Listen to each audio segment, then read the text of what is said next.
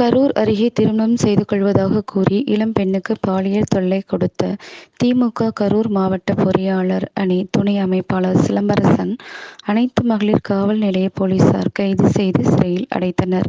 கரூர் மாவட்டம் நெரூர் வடப்பாகம் பகுதியைச் சேர்ந்த சிலம்பரசன், வயது 33. இவர் திமுக கரூர் மாவட்ட பொறியாளர் அணி துணை அமைப்பாளராக உள்ளார்.